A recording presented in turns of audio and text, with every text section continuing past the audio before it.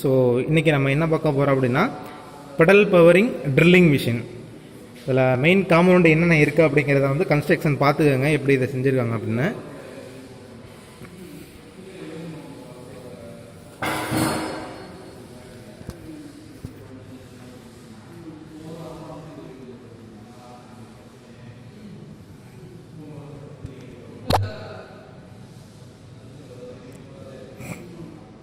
Pedal powering பார்த்தீங்கன்னா ஒரு sprocket சரிங்களா, அதுக்கு நேராக மேலே ஒரு லெஃப்ட் ஒரு சின்ன ப்ரீவீலு.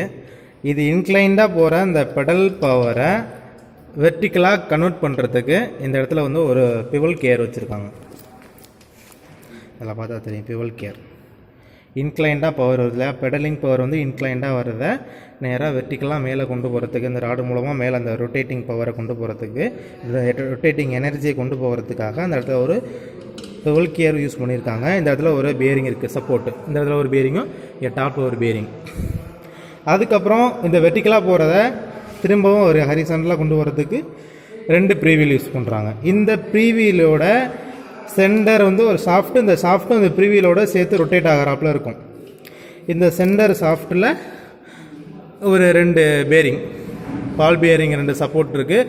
அதோட எண்டில் கீழே முடிகிற இடத்துல அந்த டூல் ஹெட்டும் வித்து அந்த ட்ரில் பிட்டு மாட்டியிருக்காங்க. அவ்வளோதான், சிம்பிள் மெக்கானிசம்.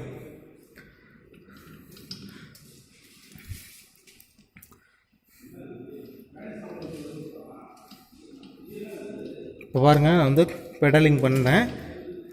பெடலிங் பண்ணுறது மேலே அந்த ட்ரில் பிட்டை சுற்றுற வரைக்கும் நல்லா தெரியும் உங்களுக்கு வீடியோவில். ஸோ இது வந்து பெரிய பெரிய ஜாப்லாம் வந்து ட்ரில் பண்ண இயலாது.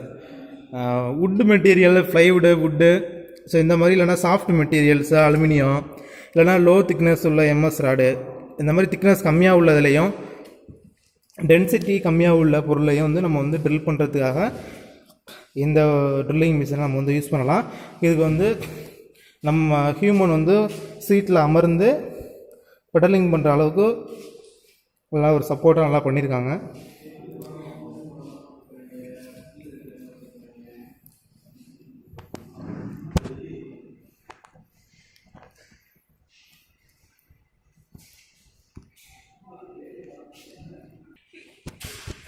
ஸோ ட்ரில் பிட்டு வந்து மேலங்கிலேயே நம்ம நகர்த்துறதுக்கு இந்த பக்கத்தில் ஹேண்டில் ஒன்று கொடுத்துருக்காங்க.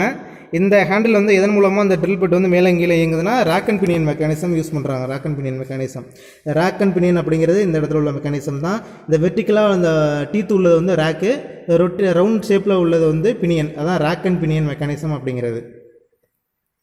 ஸோ அந்த ஹேண்டில் வந்து மேலங்கிலே ரொட்டேட் பண்ணுறது மூலமாக அந்த ட்ரில் பிட்டும் மேலங்கிலையும் போயிட்டு வரும். இப்போ வந்து ஒரு சின்ன உட் பீஸ் வச்சு நாங்கள் வந்து இதில் ட்ரில் பண்ணி காமிக்கிறோம் பாருங்கள்.